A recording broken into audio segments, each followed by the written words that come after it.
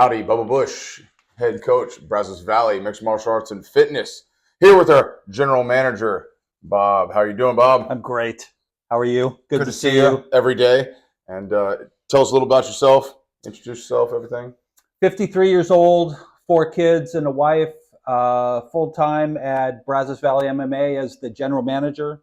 What else do you want to know? Which kid's your favorite? All of them. All of them. That one behind the camera is pretty awesome, too. You know what? Speaking of which. Hi, Dad. Hi. So, I'm going to be here to ask you your first question. Okay. And so this is going to be our first swing here. It's the one all the way down on the end. We're going to work inwards. This one? Yes. Okay. Yes, and that is the Buffalo Wild Wings sauce. And I don't do well with spice. That's why I'm coming in for the first one, because I cannot handle spice. It's true. You're kind of a wussy. What? So when you first started working at the gym here, yeah, it wasn't a foreign concept to you, martial arts, because we had Josiah training here. I trained here a little bit then. Mm-hmm. And you wanted to know a little bit more about jiu-jitsu. And so you asked me to help you. So I would wake you up at 5 a.m. and I would come out and we would roll in the middle of our living room floor in the complete dark. Yes. What was your experience with me like that? Well, it was 2 things. That one surprised me. I didn't think it would be that spicy. So it was 2 things. Number one, I wanted to show you that I was involved, right? Like, I want to be involved with all my kids and the things that they do. I didn't know anything about jiu-jitsu. So I wanted to learn a little bit about what they were teaching you on the mats here. It's really spicy. It was, a good one. yeah. So the most important thing was me being involved in what you're doing. The other thing is seeing how strong and dedicated you are to everything that you do. I wanted to see what you were doing on the mats. And so when you put me in my first rear naked choke and I felt that on my trachea for the next 48 hours, I knew that you were learning good things. I like this. This one's good. I like this one. I don't. It's very spicy. It's good. It's good because, it's important to be involved in every kid. And it's hard whether, and I'll make that dedication to wake up at 5 o'clock in the morning. Did I like to do it? No. But did I want to do it? Yeah. I wanted to be involved in what you did. So that's why I did it. Well, I appreciate that. I had a lot of fun with you. I know you did. I was sore in places I didn't know I could be sore. It was nice, me being 13-year-old, able to teach my 50-year-old father something for the first time. Yeah. Yeah, that was good. A very connecting experience for us. I'm glad. I'm glad that you liked it. I still like it. Thank you for that. And I'm back. All right. Let's move on to our second wing. Okay. And another table hot sauce. Okay. Probably not quite as delicious as the Buffalo Wild Wings. Mm-hmm. I've been told, I wasn't there, but I've been told you were a DJ back in college? Yes. I was just really interested. Was like you spun vinyls or what? Yeah. So back at that time, it was the electronica age, right? And so I really got into electronica music. Okay. And from there, one of my buddies, he wasn't able to do his job one night, and I kind of stepped in for him, and then that took off. And so that was, I think I did it for about 6 months, and I got tired of it, and my hearing was bad. You just enjoyed it so much that you were like, this could be a thing? Yeah. Electronica music is great. I still listen to it every once in a while. There's a station on Sirius XM that every once in a while pump myself up. Did you have some skills, or was there not that? No, I wasn't good at all. No, I wasn't good at all. But that's the great thing about electronica music is as long as you can drift into another song, people don't really notice. Plus, they're out there dancing and it just forgave a lot. And then you do the drop, and then pow, and then they love it. Like they just hit. You you coordinate your lights and you do everything like that. They're out there dancing and they're drinking and carrying on. They don't really notice. You ever considered going back to the parties and weddings? And no more. No, I'm good. I'm good. All right. Moving on. This is one I've never had before. Okay. This is a new one. So all right. Let's see. Get after it.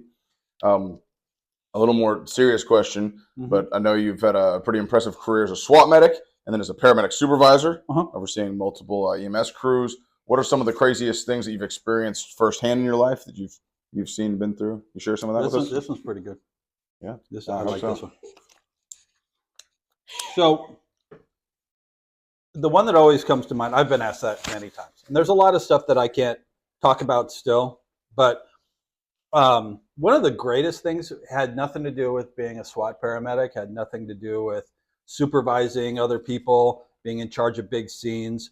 But I was working a standby at Mile High Stadium, the old Broncos Stadium, working, and we would have to stand by while these big shows would move in and all the roadies come in and they set up, the huge scaffoldings and all that stuff for these rock shows, right?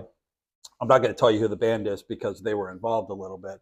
There was, and it was like a 2-day process. So we drive an ambulance out there. We're by ourselves, and we just take care of the cuts and bruises. And if somebody falls, we help them. Hey, this one has a little bit of extra kick on it. I like this one. Rehydration. Anyway, at that at that time, I was working nights, so I had to be out there at 9 o'clock in the morning. So I was up all night. The night before, I was a little tired. I was sleeping in the back of the ambulance, just catching a few winks. Okay. And somebody bangs on the side of the ambulance, said, somebody just fell out there. So, need you right away. Get my stuff, walk out there, and they're doing CPR on them. And so then all of a sudden your mindset changes, like this is real. I have to get on it. So, managing the scene, and I could feel people walking up behind me. Wasn't a great feeling, but I knew I had an ambulance coming. Fire department was coming, to help, and because he was all roped in and everything like that.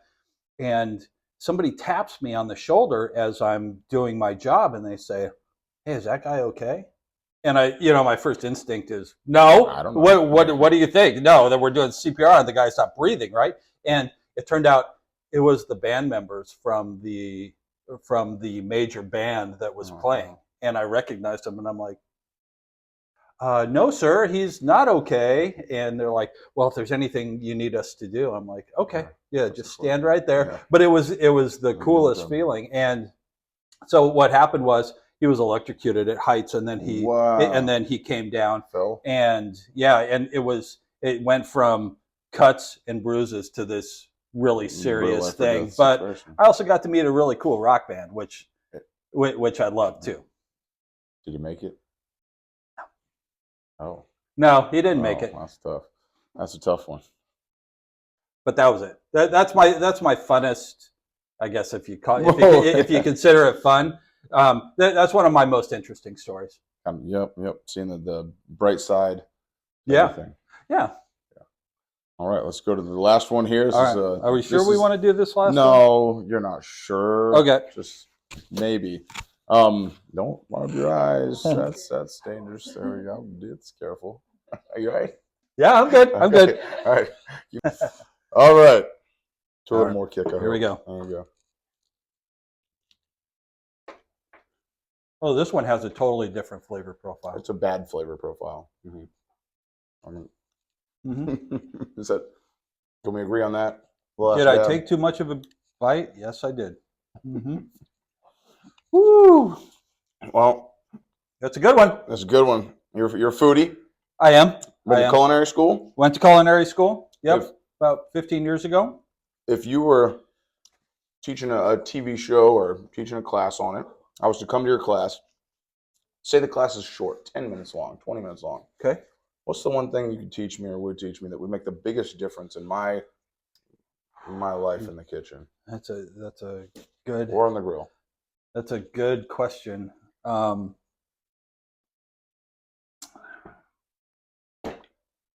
biggest thing I think that I could teach anybody is to take your time and have fun. just like with anything else. Yep. This one. Yep. This is a good one. Cheers. No, one more. It's about 2 million Scoville. So is take your time and have fun. Make sure you set up really well because you want to have all your ingredients. There's nothing worse. Keeps giving. There's nothing worse than getting halfway into the cooking process and then you're missing something, right? And so take your time, have fun. Woo! This is a good one. It's a good one, OC. But too many people get stressed out. They get too anxious. They want to rush through. They have a dinner time they have to meet. And, you know, that's, for me, cooking is more about the enjoyment. It's not about burning the crap out of my lips, which I'm doing right now. So thank you for that. Thank you. Yep. Thank you for that. Do it for the I'm with you. I'm with you. It's a good one. It's a good one. Woo! Do it for the fun. Don't cook for need. Cook for pleasure. Don't rush. Whenever possible. Yeah. That's gonna make the biggest difference. Yeah. It's just like jujitsu, right? Like if you rush through trying to beat somebody on the mats, you're probably gonna forget about a couple of important steps like defense, right? I'll put it on the belts. If you try to rush your belt level, you miss a lot along the way. Slow down. Worry about the process. Worry about getting better. Concentrate on the knowledge. No, that's Don't true. focus on the destination. It's not having dinner on the table. It's creating. It's about the process. It's about working with the food, and there's so many different things so many different cooking processes that you can use. It's amazing, and you can. Just brings it to your mind. Oh. Yeah, I can feel it. I got a little in the lips. And actually, you can feel it moving forward on your tongue. It's very interesting. It's fun. It's probably why I don't eat these routinely at the house. It's fun. It's fun. Woo!